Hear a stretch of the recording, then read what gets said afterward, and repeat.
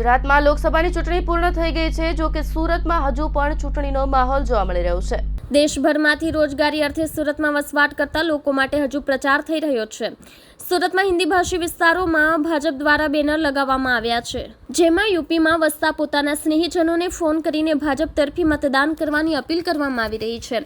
બેનરમાં phone કરનારને CR Patil સાથે ચા નાસ્તા અને ફોટોની તક મળશે એવી લાલચ પણ આપવામાં આવી રહી છે।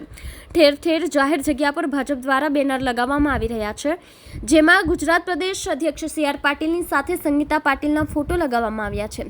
ફોન લગાવો યુપી જીતાવોના સૂત્રોને બેનરમાં ઉલ્લેખ કરવામાં આવ્યો છે।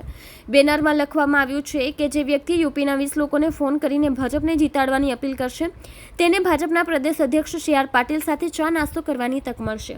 પ્રચારનો નવો રસ્તો। યુપીના 20 લોકોને ફોન કરીને ભાજપને જીતાડવાની અપીલ બાદ જે વ્યક્તિઓને ફોન કર્યા હશે તેનો નામ નંબર લોકસભાની વિગત જે તે ફોન કરનારે આપવાની રહેશે। ત્યારબાદ 4 જૂન પછી આ વ્યક્તિને ભાજપના પ્રદેશ અધ્યક્ષ CR પાટીલ સાથે ચા નાસ્તો કરવાની તક આપવામાં આવશે એવી વાત કરવામાં આવી છે।